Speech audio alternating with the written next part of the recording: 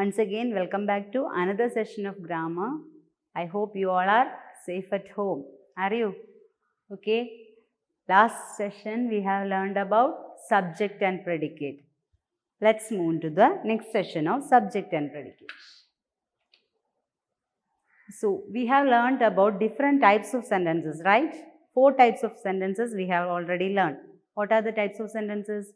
Declarative sentences, interrogative sentences, imperative sentences, and exclamatory sentences.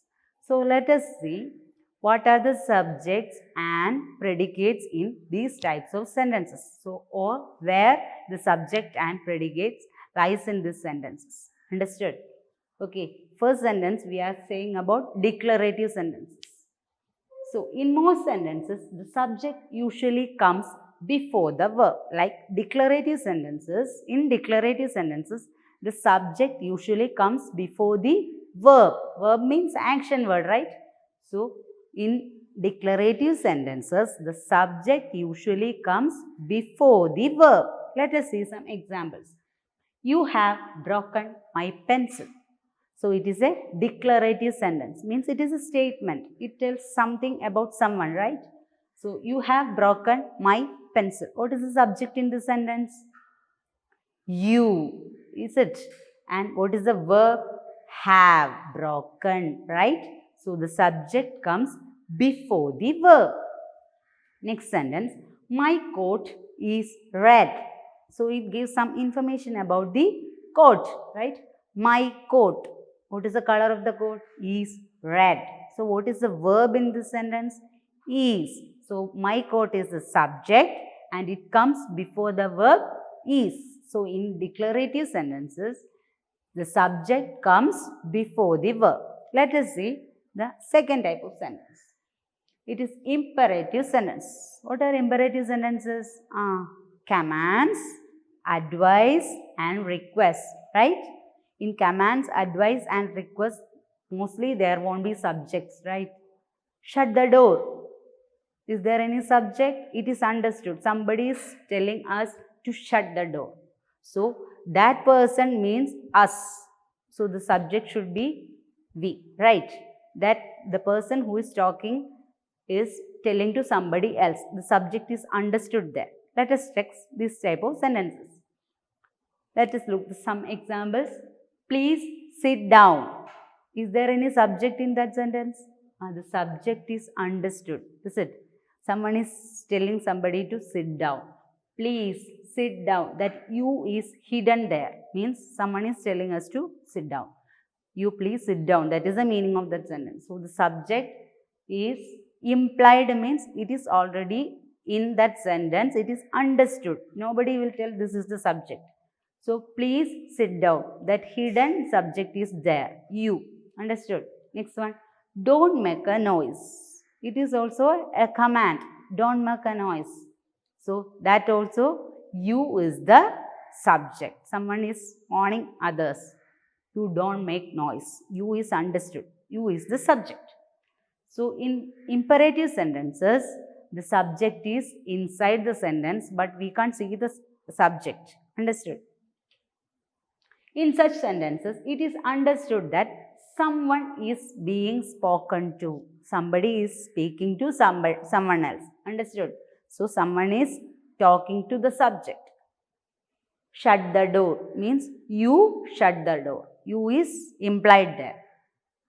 You is the subject of that sentence. So, remember in imperative sentences, mostly there won't be subject. It is implied. You have to understand which one is the subject. Next one is exclamatory sentences. In exclamatory sentences, the subject comes before the verb. So, in exclamatory sentences we have already learned. It shows some excitement. So, in exclamatory sentences, the subject comes before the verb. Let us see one example. What a great singer she is. Here, the verb is and the subject is she.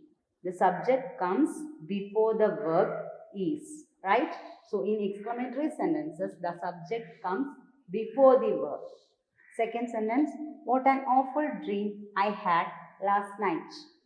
In this sentence, which is the subject? I. I had an awful dream last night, right? In that sentence, had is the verb. And before had, I comes. Look, where is I? Before the verb had. So, in exclamatory sentences, the subject comes before the verb. Let us look into interrogative sentence. What is interrogative sentence? Interrogative sentences, questions, right? Questions. So, in some sentences, like interrogative sentences, the subject does not come before the verb. It will not come before the verb. So, where it comes in interrogative sentences, the subject comes after the verb. So, in questions or interrogative sentences, the subject comes after the verb. Let us look into the example. Are you ready to go? In this sentence, which is the verb? Are, and which is the subject? You. Here, look, you, the subject you comes after the verb are. And next one, where are the cupcakes? Which is the subject? The cupcakes. And the cupcakes is the subject and it comes just after the verb. So, in interrogative sentences, the subject comes after the verb. Understood? In questions or interrogative sentences, the subject comes after the verb. So, in your textbook, there are some exercises I have done a few for you. Underline the subject and circle the predicate in the following sentences.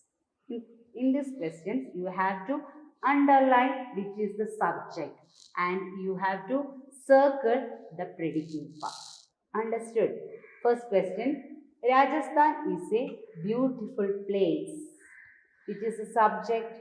Rajasthan. You have to underline the subject part and you have to circle the predicate part. You have to circle it. I have not circled it, but you have to circle in your textbook. Switch off the lights. Second question, switch off the lights. What type of sentence it is? It is an imperative sentence. Switch off the lights. It is a command. So, the subject is implied. You switch off the light. That is the meaning. So, you is hidden there. It is the subject. You is the subject and the predicate part is switch off the light. That you have to circle. In your grammar textbook, in page number 9, you have section C and D. Do it as home assignment and we will discuss it in class. So, today we have learned about subject and predicate in 4 types of sentences. That is declarative sentences and imperative sentences, interrogative sentences and exclamatory sentences. In declarative sentences, subject comes first. Subject comes first at the beginning of the sentence. And in exclamatory sentences, subjects come before the verb. And in imperative sentences, subject is hidden. And in interrogative sentences, subject comes before the verb. Understood? You have to realize where the subject lies and do the home assignment and write the answers under the questions in the textbook itself. Hope you all understood today's session very well. See you soon in the next class.